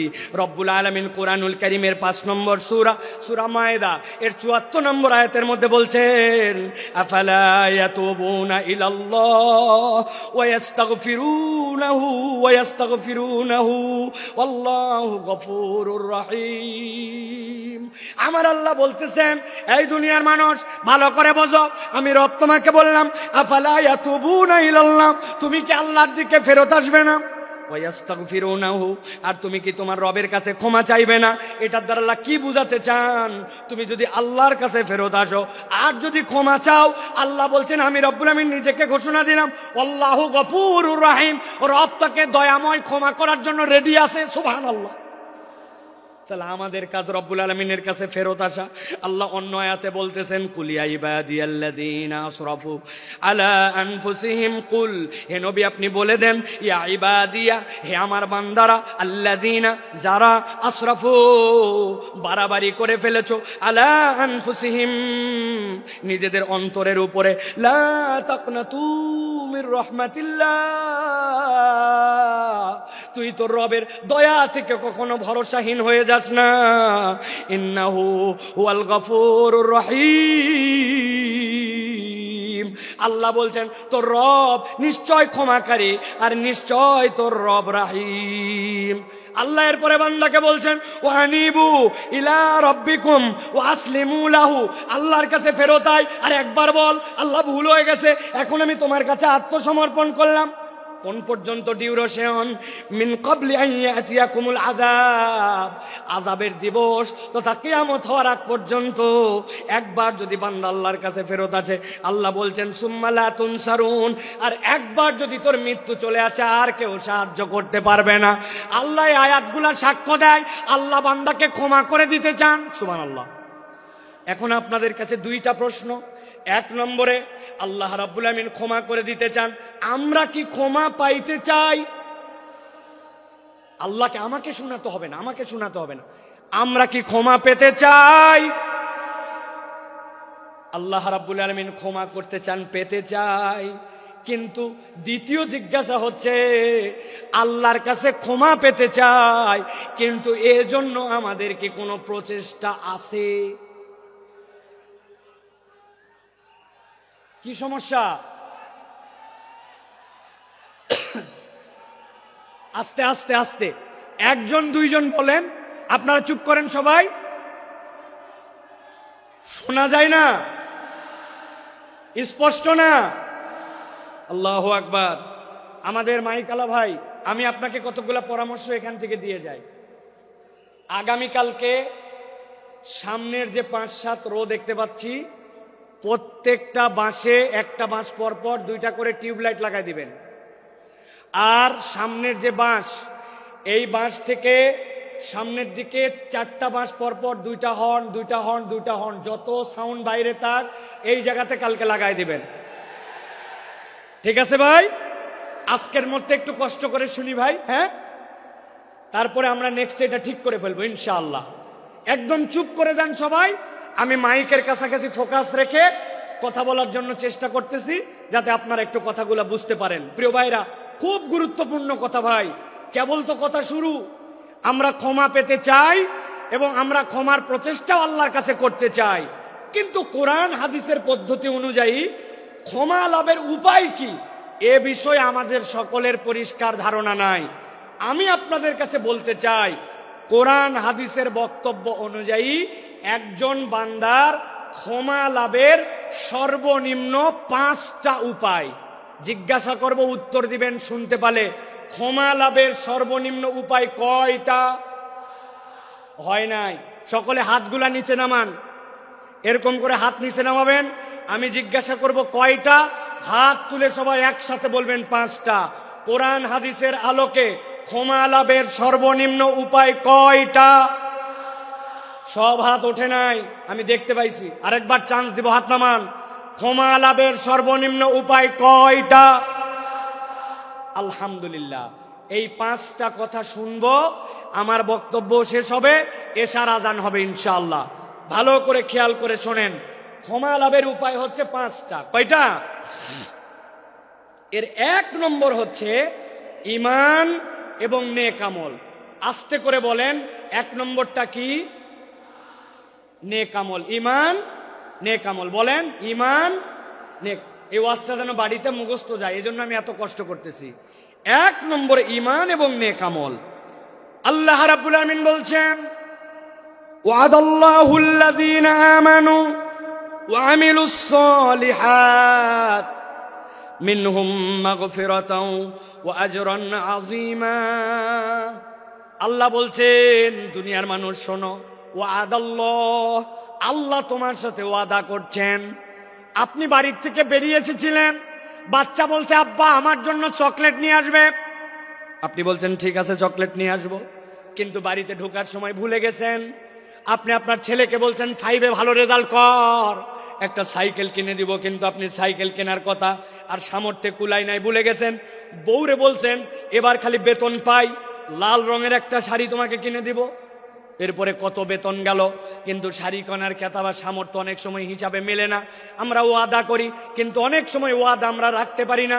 এরকম আমাদের জীবনে হয় কিনা? কিন্তু আল্লাহ বলতেছেন, বান্দা আমার জন্য ওয়াদা করা লাগে না, ফাআলুল লিমা ইউরিদ। আমরা আল্লাহর ব্যাপারে বলি ইন্নাকা লা তুখলিফুল মিআদ। আমার রব কখনো ওয়াদার ব্যতিক্রম করেন না, কিন্তু সেই আল্লাহ বলছেন ওয়াদাল্লাহ, আল্লাহ ওয়াদা করতেছেন আল্লাযীনা আমানু, যারা ঈমান আনবে। 2 নম্বর ওয়া আমিলুস সালিহাত, ঈমান আনার সাথে সাথে আমলে সালেহ করবে। মিনহুম মাগফিরা, আমি রব্বুল আমিন তাদেরকে ক্ষমা করে দিব। ওয়া আজরান আযীমা, আর আমি রব তাদের জন্য বিশাল প্রতিদানের ব্যবস্থা করব। কথা সহজ, কিন্তু বুঝে ঘাটতি আছে আমাদের ধারণা। আমরা তো আলহামদুলিল্লাহ ইমানদার, ঠিক না ভাই? আলহামদুলিল্লাহ ইমানদার, আমরা ইমান আনছি। এবার যদি জিজ্ঞাসা করে আমলে সলে করেন, নেক কাজ করেন, বুক ফুলায় বলবে করি, মানে নামাজ বাদ দেই না, রোজার সময় রোজা করি, হজ যাকাতও দেই সুযোগ থাকলে, বলি কিনা আমরা? প্রিয় ভাই, ভালো করে বুঝে যান, ভালো করে অন্তর দিয়ে কথাগুলা বুঝে যান। আপনি আমি মনে করি নামাজ রোজা হজ যাকাত এইগুলা বোধহয় নেক কাজ। আমি আপনার কাছে ধারণা পরিষ্কার করতে চাই, নামাজ রোজা হজ যাকাত নেক কাজ, কিন্তু এইগুলা একমাত্র নেক কাজ নয়। বলবেন হুজুর এটা কেমন কথা? একটা ছেলে স্কুলে ভর্তি হয়েছে, ওই স্কুলের ইউনিফর্ম আছে, ড্রেস, ওই স্কুলে 70% উপস্থিতি লাগে, ওই স্কুলে প্রথম সাময়িক পরীক্ষা দেওয়া লাগে, দ্বিতীয় সাময়িক দেওয়া লাগে, ফাইনাল লাগে, পাস মার্কের জন্য 33 লাগে। এইটা যদি না হয় তাহলে ওই ছেলেকে ওই স্কুলের মধ্যে রাখে না। এটা যদি স্কুলের নিয়ম হয়, তাহলে আপনি যদি ইসলামকে একটা স্কুল মনে করেন, ইনস্টিটিউট মনে করেন। নবীজি বলছেন বুনিয়াল ইসলাম আলা খামসিন, ইসলামেরও একটা বেসিক আছে, যেই 5টা কাজের না থাকলে ইসলামের আর ভিত্তি থাকে না। তার মধ্যে আল্লাহর প্রতি শাহাদা, এরপরে সালাত, এরপরে আপনার জন্য যাকাত, এরপরে সম, এরপরে আপনার জন্য আল্লাহর জন্য হজ। এই যে কাজগুলি, এইগুলা ইসলামের বেসিক। এখন আপনি এইগুলা কাজ 33 মার্ক। এখন কোন বান্দা যদি বলে এইগুলাই করি মানে আমি ভালো কাজই করি, এর বাইরে আর ভালো কাজ নাই, আপনার বুঝের মধ্যে ভুল আছে। এইটা ভালো কাজ, তবে এটা 33 মার্কের কাজ। এইটা না করলে আপনি মুসলমানই থাকেন না, ঠিক না? কিন্তু আমাদের যশোরে অনেক লোক নামাজ পড়ে না, ইমান ঠিক আছে, আছে না? আল্লাহর কিতাব ঠিক মতো মানে না, কিন্তু ইমান ঠিক আছে, আছে না? বলছে আমানতু বিল্লাহি ওয়া মালাইকাতি ওয়া কুতুবিহি, আমি আল্লাহর কিতাবের সব বিধান মানি। আল্লাহর কিতাব যা আছে তার প্রতি আমি বিশ্বাস করি, আমি আল্লাহর কিতাবকে গ্রহণ করে নিলাম। কিন্তু ওই লোককে যদি বলা হয় নামাজের ইসলাম মানলেন, রোজার ইসলাম মানলেন, কিন্তু আল্লাহর জমিনে আল্লাহর বিধান দিয়ে শাসনটা হোক, এই কথা বললে তখন বলে বক্তা দল করে, আছে না? এইরকম মুনাফিক মার্কা অনেক মুসলমান আছে। তার মানে বোঝা যায় আপনি আপনার ঈমান এখনো বোঝেন নাই। আমি আপনার কাছে জিজ্ঞাসা করব, বুঝে থাকলে বলেন তো, কোন লোক কোরআনুল কারীম নিছে, কোরআনুল কারীমের সে বলছে 15 পারা পর্যন্ত আমার মোটামুটি ক্লিয়ার, বাকি 15 পারা এখনো পড়া হয় নাই, তবে 15 পারার ব্যাপারে আমার কোনো মন্তব্য নাই, বাকিগুলো আমি দেখে শুনে সিদ্ধান্ত নিব, তাহলে সে হচ্ছে 50% মুসলমান। 50%। আরেকজন বলছে পুরা কোরআন ক্লিয়ার, খালি সূরা নাসের ব্যাপারে আমার কিছু মন্তব্য আছে, সূরা নাসটা আমি ভালো করে জেনে তারপরে আমি কোরআনুল কারীমের বাকি মানব, তাহলে সে 99% মুসলমান। কত পার্সেন্ট? 0 কোরআনের একটা অক্ষরও যদি আপনি অস্বীকার করেন, আপনি 0% মুসলমান, ঠিক না? আপনি না বলছিলেন আমানতু বিল্লাহি ওয়া মালাইকাতি ওয়া কুতুবিহি, আমি আল্লাহর প্রতি ঈমান আনি, রসুলের প্রতি, কিতাবের মধ্যে যা কিছু আছে সবগুলার উপর, তাহলে আপনার কি ঈমান আনা হয়েছে? কথা বললেন না, হয়েছে? বাঁচার উপায় কি? আমি একটা বাঁচার উপায় বের করছি, যদি আপনারা জানতে চান তাহলে বলে দিব, বলবো, তবে শর্ত আছে। ফিরি ফিরি বলা যাবে না, যাওয়ার আগে আমার সাথে দেখা করে 50 টাকা করে হাদিয়া দেওয়া লাগবে। রাজি আপনারা? হুজুর খুচরা টাকা নেয়, এটা গাড়ি ভাড়া খালি দিতে পারবো না, এগুলো বললে হবে না। কয় টাকা বলবো? দেখেন, পছন্দ হলে টাকা দিয়েন, না হলে দিয়েন না। এখন থেকে আমরা সিস্টেম করে আল্লাহর কাছে আগেই বলে যাব, আমরা এখন থেকে কালেমাটা একটু সিস্টেম করে বলবো, আমানতু বিল্লাহি ওয়া মালাইকাতিহি ওয়া কিছু কিছু কুতুবিহি, অথবা বলবো আমানতু বিল্লাহি ওয়া মালাইকাতিহি ওয়া যদ্দুর বুঝি তদ্দুর কুতুবিহি। এই তো ফেরেশতা যায় কবরে ধরছে, ধরার পরে বলছে আমি আগেই বলে আসছি, আমি 8 দিনের মাহফিলে বলছিলাম যদ্দুর বুঝি তদ্দুর কুতুবিহি, আন্দাজে আমাকে ধরলে হবে না, বাটাম কি একটাও মাটিতে পড়বে? এই জন্য ভালো করে বোঝেন, ইসলামের বেসিক আপনাকে মেনে নিতে হবে, ওইটা আপনার জন্য ঈমান। তাহলে আমলে সলে কি? আল্লাহ তো ক্ষমা করতে চান, আল্লাহ রাব্বুল আলামিন আমলে সলে নবীকে দিয়ে শিখিয়ে দিয়েছেন। আপনি আপনার জীবনে কিছু কিছু নেক কাজ করতে শুরু করেন। নবীজি বলছেন লিল মুমিনি আলাল মুমিনি সিত্তু খিসাল, একজন মুমিনের জন্য আরেকজন মুমিনের নিম্নতম 6টা দায়িত্ব আছে, আপনি এগুলা পালন করেন। আপনি মসজিদে ঢুকছেন, 5 মিনিট হাতে সময় আছে, অযথায় বসবো না, 2টা রাকাত তাহিয়াতুল মসজিদ পড়ি, 2টা রাকাত দুখুলুল মসজিদ পড়ি, তারপরে বসবো। 2 রাকাত সময়, 2 মিনিট সময় আছে, সুবহানাল্লাহি বিহামদিহি সুবহানাল্লাহিল আযীম পড়ি, ধান লাগাচ্ছি, আস্তাগফিরুল্লাহ আস্তাগফিরুল্লাহ আস্তাগফিরুল্লাহ। সারাদিনে নিয়ত করছি 100 বার অন্তত দরুদ শরীফ পড়ে ফেলবো। আপনি আপনার আমলগুলা যখন এরকম করে বাড়াতে শুরু করবেন, দেখা হলে সবার আগে সালাম দিব, মানুষকে মসজিদে নেওয়ার জন্য চেষ্টা করব। অনেক মুরব্বী আছে, এই কথা আমি বহু জায়গায় বলছি, আপনার কারণে মসজিদে বাচ্চা কাচ্চা মুসল্লি আসে না। আপনারা মুরব্বীরা রাগ করেন না, আমি কিন্তু আমার সবচেয়ে বাংলাদেশের সিনিয়র মুরব্বী ভাই, ওই ভাইয়ের দাওয়াতে কিন্তু এখানে আসছি, ভাই বলি যদিও উনি আমার অনেক সিনিয়র। ভালো করে বোঝেন, মুরব্বীদের কারণে অনেক মুসল্লিরা আসে না। বাচ্চা কাচ্চা মসজিদে আসে একটু হাসাহাসি করে না ভাই? একটু কথাবার্তা বলছে, মুরব্বীর গেছে একবারে মাথা গরম হইয়া চিন্তা করছে কোন বেটায় এত বড় হাসলো, আমি তাকে দেখাবো। উনি শেষ বৈঠকে বসে আছে, এখন আত্তাহিয়াতু পড়তেছে, আত্তাহিয়াতু লিল্লাহি ওয়া সাল্লাম। কার বেটা এরকম করলে ওরে দেখি তো, আল্লাহুম্মা সাল্লি আলা মুহাম্মদ, মনে হয় এটা হচ্ছে আকবরের বেটা হতে পারে। এরপরে আল্লাহুম্মা ইন্নী যালামতু নাফসি পড়তেছে, আর চিন্তা করছে যে ইমাম সাহেব এত লম্বা দোয়া পড়তেছে, বেয়াদবগুলা হাসাহাসি বন্ধ করে না। উনি এই সকল ভাবতেছে আর চিন্তা করছে, খালি নামাজ শেষ হক্ত দেখাচ্ছি। আসসালামু আলাইকুম ওয়া রাহমাতুল্লাহ, আসসালামু আলাইকুম ওয়া রাহমাতুল্লাহ। আছে না এমন ঝাঁকি মারছে, ওই বাচ্চা মসজিদ থেকে বাড়াইছে, ওই বাচ্চার মসজিদে আসে না, ঠিক কিনা? এই মুরব্বী যারা আছেন, কার কার পকেটে চকলেট আছে বার করেন। কার পকেটে আছে দেখি একটু। বলে হুজুর চকলেট কেন লাগবে? আপনি ওই বাচ্চাকে ডাক দিয়ে বলছেন, দাদু হাসে না মসজিদের মধ্যে, আয় এদিকায়, এই চকলেটটা নিয়ে পরের ওয়াক্ততে কিন্তু হাসবি না দাদু, কিন্তু মসজিদে কিন্তু আসবি। পরের ওয়াক্তে আবার দেখা হয়েছে, হাসে নাই, দেখছেন, পাশে নিয়ে দাঁড় করে আরেকটা চকলেট বের করে দিয়েছেন। এক ছেলে কয়দিন চকলেট খায় পছন্দ করবে না? 2 দিন পরে 5 টাকার একটা কয়েন বের করে হাতে দিয়ে বলছেন, দাদু একটা বিস্কুট কিনে খাস, তুই তো চমৎকার করে নামাজ পড়িস। আপনি ওই বাচ্চাটাকে নামাজে উৎসাহ দিয়েছেন, হঠাৎ করে একদিন আপনার মৃত্যুর ডাক এসে গেছে, কবরে চলে গেছেন। কিন্তু যেই বাচ্চাকে চকলেট দিয়ে আদর করে মসজিদ থেকে বের করেন নাই, মসজিদমুখী করছেন, 5 টাকার কয়েন দিয়া ওই ব্যক্তিকে আদর যত্ন করে মসজিদের মুসল্লি বানায় দিয়ে গেছেন আপনি কবরে।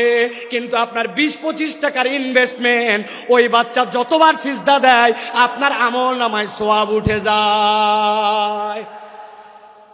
এর নাম আমলে সলে। আপনাকে টেকনিক করে আল্লাহর দিকে আগাতে হবে। আল্লাহ বলছেন, আমার বান্দা যদি আমানু আমিলুস সলিহাত মিনহুম মাগফিরা ওয়া আজরান আযীমা, আমার বান্দাকে আমি রব কেবল ক্ষমাই করব না, আমি বিশাল পুরস্কার দিয়ে দিব ঈমানের সাথে। এই জন্য আমলে সলে লাগবে। সাথে সাথে হাদিসের গবেষণায় বোঝা যায়, কোন ব্যক্তি যদি আল্লাহ রাব্বুল আলামিনের কাছে গুনাহ মাফের উদ্দেশ্যে একবার ইস্তেগফার করে, রব্বুল আলামিন তাকে আরো 3টা নিয়ামত দেন। 1 নম্বরে রব্বুল আলামিন ওই বান্দার কঠিন অবস্থা থেকে উদ্ধার করে দেন। 2 নম্বরে তার দুশ্চিন্তা দূর করে দেন। 3 নম্বরে তার রিজিকের পেরেশানি আল্লাহ তুলে দেন। সুবহানাল্লাহ। তাহলে ক্ষমা লাভের উপায় কয়টা? ভুলে গেছেন কয়টা? 5টা। 1 নম্বর গেল, এবার চলেন 2 নম্বর। 2 নম্বর হচ্ছে আল্লাহর কাছে ক্ষমা চাওয়া। বান্দা যদি ক্ষমা পেতে চায়, আল্লাহর কাছে তাকে ক্ষমা চাইতে হবে। আল্লাহ রাব্বুল আমিন বলছেন, وَمَن يَعْمَلْ سُوءًا أَوْ يَظْلِمْ نَفْسَهُ ثُمَّ يَسْتَغْفِرِ اللَّهَ يَجِدِ اللَّهَ غَفُورًا رَحِيمًا। আমার আল্লাহ বলছেন, বান্দা ভালো করে বুঝো, ওয়ামাই আমাল, তোমাদের মধ্যে যে করে ফেলে সুআন, কোন গুনাহ, আও ইয়াজলিম নাফসাহু, অথবা নিজের উপরে সে জুলুম করে ফেলছে, সুম্মা ইস্তাগফিরিল্লাহ, 1 মুহূর্ত দেরি করে নাই, তার রবের কাছে সে ইস্তেগফার করেছে। আল্লাহ বলছেন, কেউ যদি আল্লাহর কাছে ইস্তেগফার করে, ইয়াজিদিল্লাহ গফুর রাহিমা, আল্লাহর কাছে ইস্তেগফার করলে আল্লাহকে সে দয়াময় ক্ষমাশীল হিসাবে পাবে। সুবহানাল্লাহ। আল্লাহ চান আমার বান্দা আমার কাছে মাপ চাক, কিন্তু ওই মাপ চাওয়াটা যেন মাথা খাটানো মাপ চাওয়া হয়, ওই মাপ চাওয়াটা যেন ঠোঁটের মাপ চাওয়া না হয়, ওই মাপ চাওয়াটা যেন স্বয়ং বেয়াদবি না হয়। অনেক সময় বাচ্চা কাচ্চাকে বাপ মা কারোর সাথে বেয়াদবি করলে বলে, বল সরি, বল সরি, বল। ওই বাচ্চা এমন ভাবে সরি বলে, সরি বলাটাও একটা বেয়াদবি, সরি এমন ভাবে বলছে। তো আমরাও অনেক সময় আল্লাহর কাছে বেয়াদবের মতো মাপ চাই। আপনারা বুঝতে পারেন নাই আমার কথা, জন্য এই কথাটার সাথে সাড়া দেন নাই। আমরা আল্লাহর কাছে অনেক সময় বেয়াদবের মতো মাপ চাই। ঠিক বলছেন যারা বোঝেন নাই। এক্সাম্পল দিয়ে বুঝাই। ইমাম সাহেব সালাম ফিরাচ্ছে, খেয়াল করেন, আসসালামু আলাইকুম ওয়া রাহমাতুল্লাহ, নামাজ শেষ।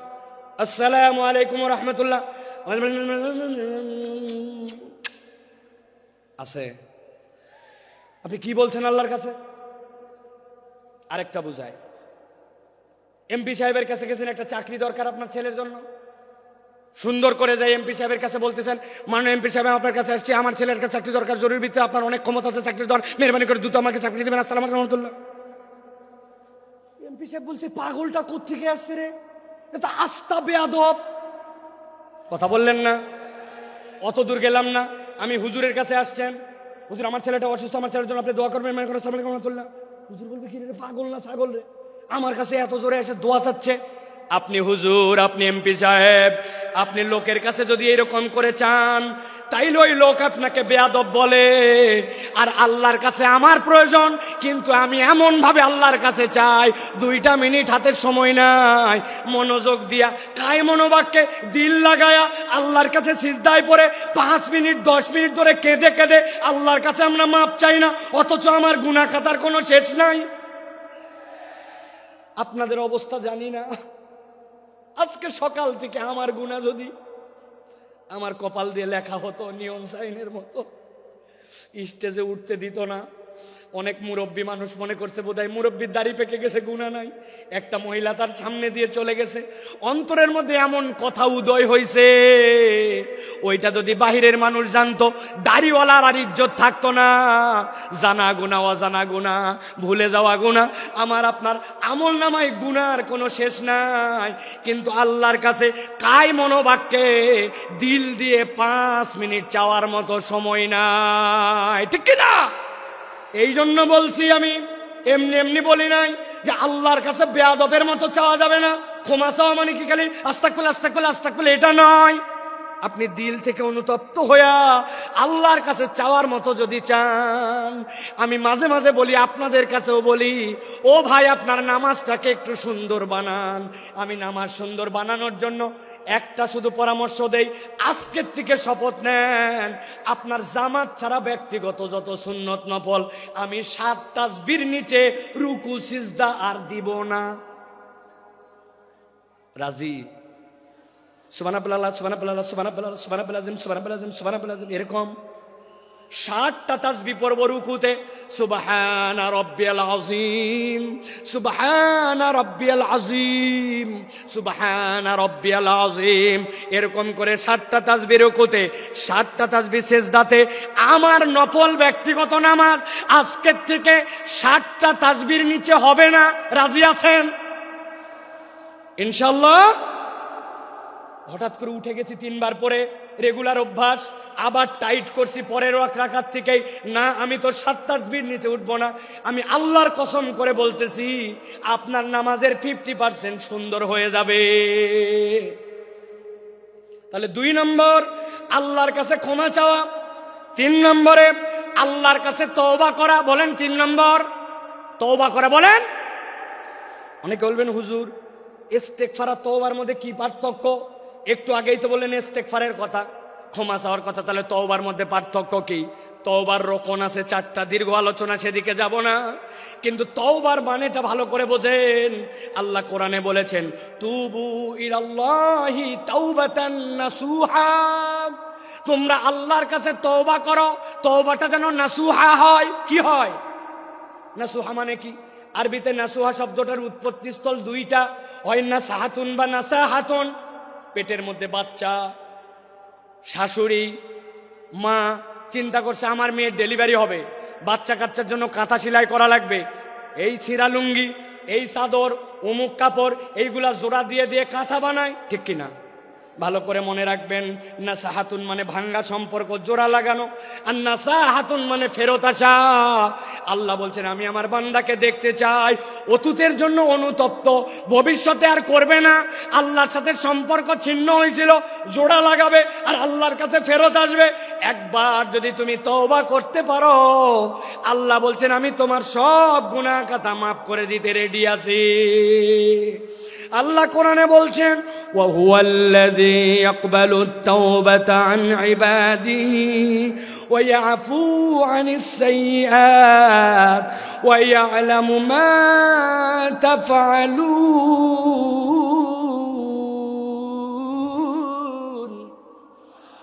আমার আল্লাহ বলছেন ওয়া হুয়াল্লাযী ইয়াকবালুত তাওবা, তিনি তো সেই রব যিনি তওবা কবুল করেন আন ইবাদিহি, তার না বান্দা এগুলা। আল্লাহ বলছেন ওই আফু আনিস সাইয়্যাত, আর তিনি তো তার দোষ ত্রুটিগুলা ক্ষমা করে দেন। ওই আলামু মা তাফালুন। যুবক রে, মোবাইলে এমবি কিনে রাত্রে কি দেখেছো? বাহিরে জুব্বা টুপি লাগায়া ঘুরছো, মানুষ হুজুর হুজুর বলছে, কিন্তু নামাজের অবস্থা কি ছিল, আমলের অবস্থা কি ছিল, ভিতরের অবস্থা ছিল কেউ জানে না। আল্লাহ বলছেন মৃত্যুর খাটলি সকলের কাছে লেগে যাবে, কিন্তু আল্লাহ সব জানেন। আল্লাহ চান আমার বান্দাকে আমি ক্ষমা করে দেই। এই জন্য আল্লাহ বলছেন বান্দা যেন আল্লাহর সাথে ভাঙা সম্পর্ক জোড়া লাগায়, আর আল্লাহর কাছে যেন বান্দা ফেরত আসে। সুবহানাল্লাহ। ভাঙা সম্পর্ক জোড়া লাগায় তওবা করে করে যদি আল্লাহর কাছে ফেরত আসে, আল্লাহ কেমন পছন্দ করেন। নবীজি বলছেন এক লোক মরুভূমির পথে রওনা হয়েছে, উটের পিঠের মধ্যে তার খাবার। 7 দিনের রাস্তা ধরেন, অর্ধেক পেরিয়েছে। যেই না অর্ধেক রাস্তা পার হয়েছে, যাওয়ার পরে একটু গাছের নিচে ক্লান্তি আসছে, ঘুমায় গেছে।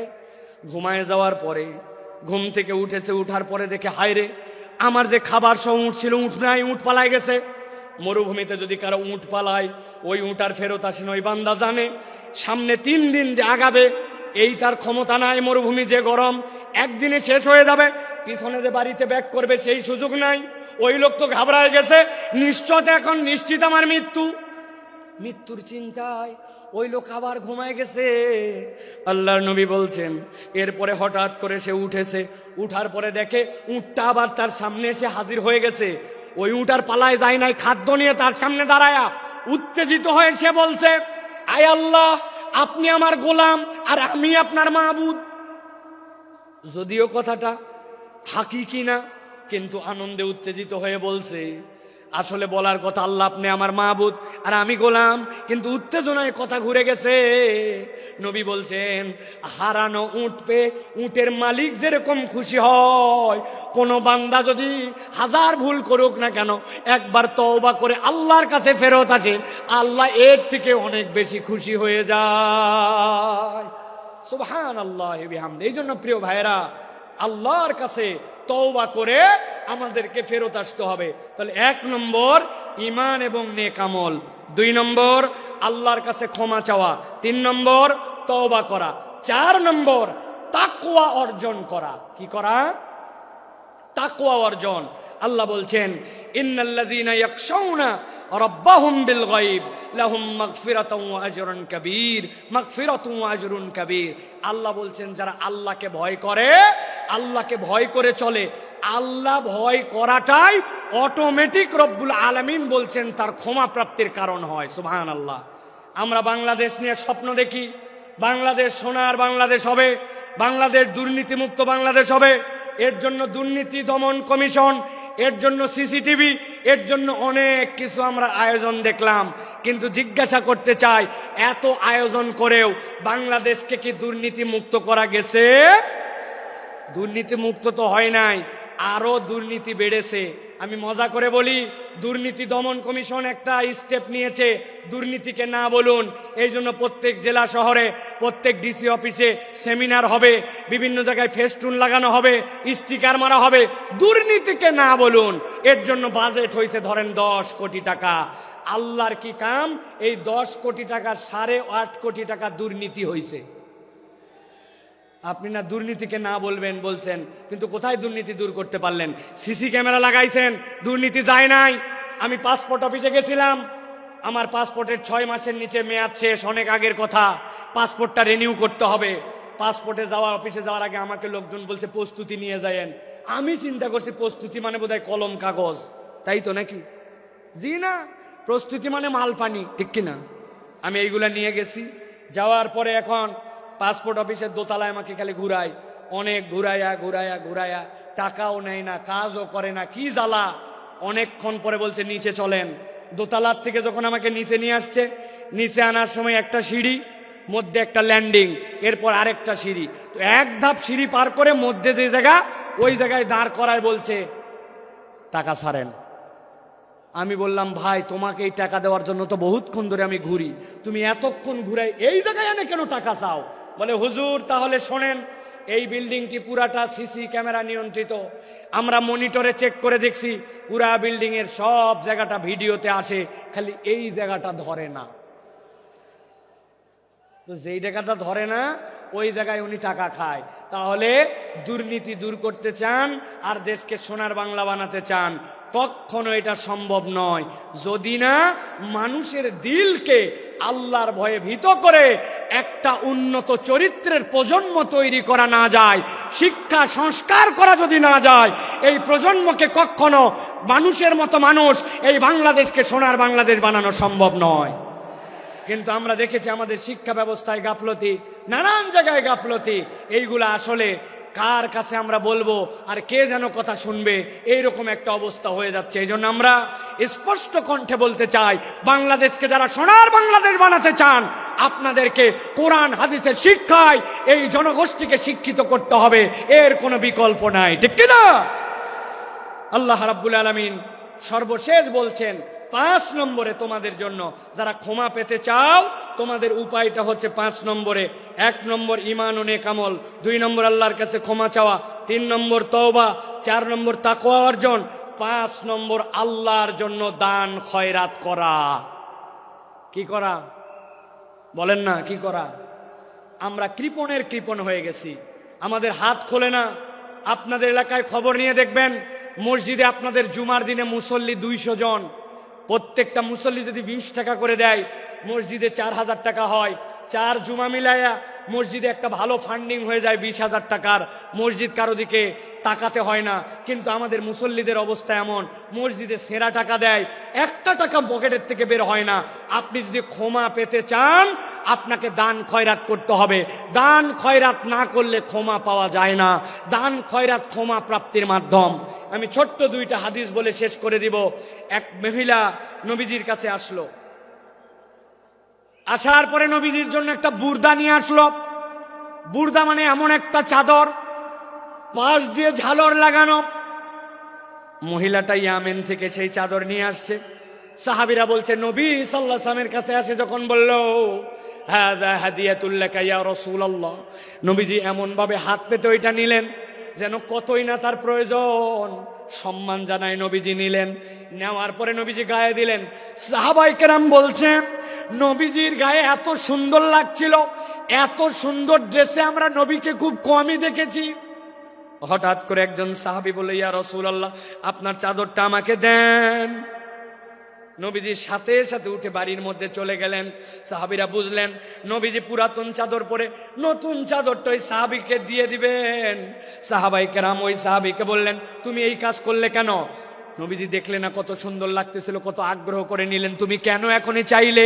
ওই সাহাবী বলতেছেন, ও আমার সাহাবীরা, চাদরের যে খুব বেশি আমার দরকার তাও না, কিন্তু আমি চেয়েছি নবীজি চাদরটা গায়ে দিয়েছেন, আর কেউ গায়ে দেয় নাই, ওই চাদরটা দিয়ে যেন আমার দাফন কাফন হয়, এই জন্য আমি চাদরটা চাইছি। ঠিক ঠিক নবীজি বাড়ির থেকে বের হয়েছে, তার হাতে চাদরটা তুলে দিলেন। আল্লাহর নবীর কাছে কেউ চেয়েছে আর ফেরত গেছে এরকম কোনো প্রমাণ নাই। এক মহিলা নবীজির জন্য কয়টা খেজুর আর একটা শশা নিয়ে আসছে। যাদের শরীরে এনার্জি পান না, শরীর ভালো হয় না, পেটের অসুবিধা নানান কিছু, আপনি শশা আর খেজুর মিলায় খাবেন, আল্লাহ চাইলে আপনার শরীরকে আল্লাহ চাঙ্গা বানায় দিবেন। নবীজি পছন্দ করতেন, ওই মহিলা নিয়ে আসছে এটা।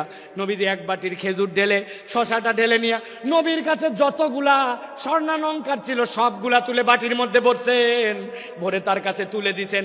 ওই মহিলা তো ঘাবড়ায় গেছে, কয় খেজুর আর শশার বিনিময়ে আল্লাহ নবী এত কিছু দিয়ে দিলেন। নবীজি সর্বোচ্চটা দেখায় দিয়ে গেছেন, উম্মতের কাছ থেকে কেউ যেন ফেরত না যায়। সুবহানাল্লাহ।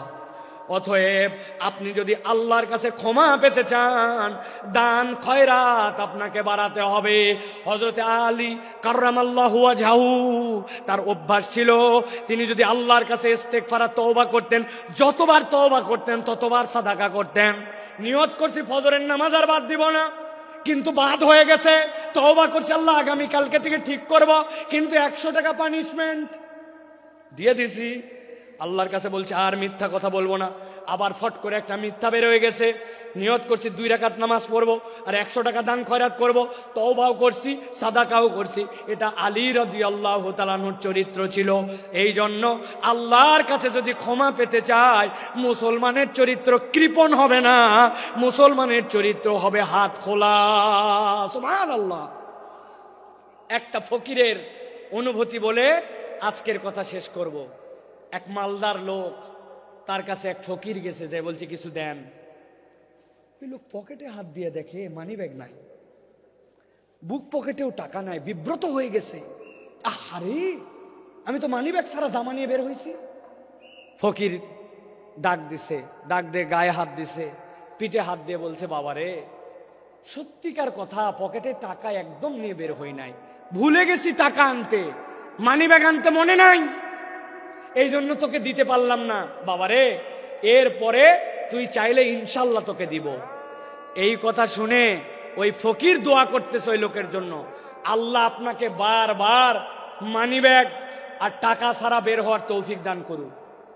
ওই লোক ঘাবড়ায় গেছে, কিরে আমার প্রতি কি রাগ করে এই কথা বললো নাকি, বদদোয়া করলো নাকি? যে কোনো একজন আজানের উত্তর দেন, আমার প্রতি রাগ করলো নাকি, বদদোয়া করলো নাকি? বলছে, বাবা তুই এই কথা বললি কেন, যে বারবার আপনি মানি ব্যাগ ছাড়া বের হন?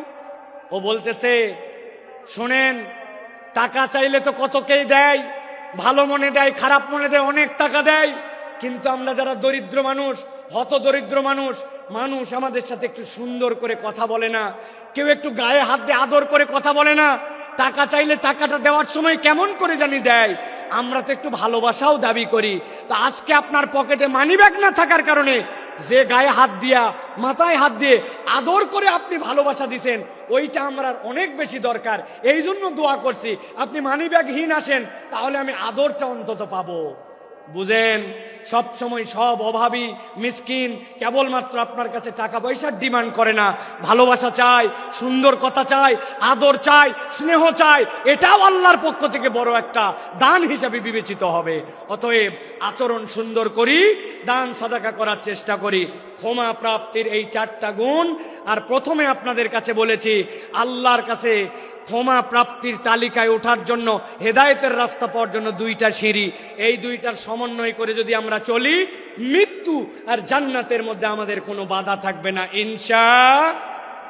আমরা তাহলে আল্লাহর কাছে এই কথাগুলি অনুযায়ী আমল করার চেষ্টা করব তো ইনশাআল্লাহ। ইনশাআল্লাহ আল্লাহ কবুল করুন, আল্লাহুম্মা আমিন।